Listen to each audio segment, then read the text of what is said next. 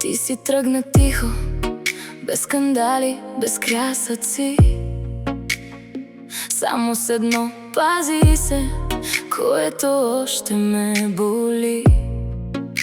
Останаха ми само спомени, мирис по възглавниците и хиляди въпроси, които нямат отговори. А аз още говоря за теб. В сегашно време все едно любовта не е разбрала, че си тръгнал.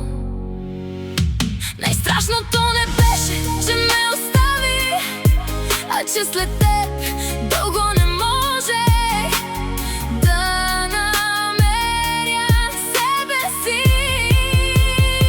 Защото те обичах повече, отколкото себе си.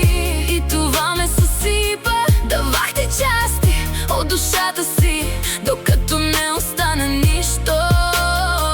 А ти ги носеше, сякаш са нещо обикновено. Но виж ме сега, още съм тук, с разбито сърце, но с отворени очи.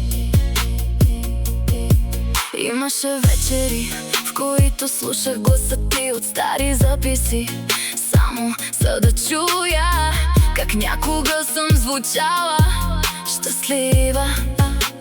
Смях се на снимки, докато плачех извън кадър. Колко странно е, как любовта може да бъде едновременно най-красивото и най-жестокото нещо.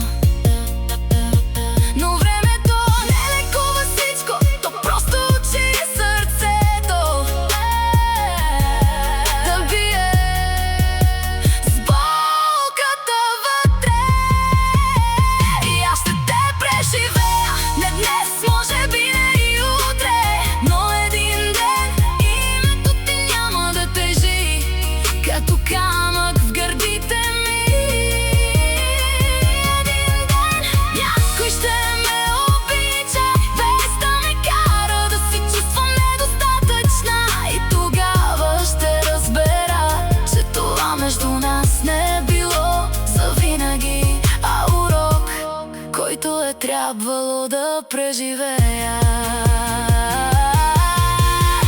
Ти беше буря, аз дом, и колкото и да се опитвах, не можех да задържа човек, който винаги е обича да си тръгва.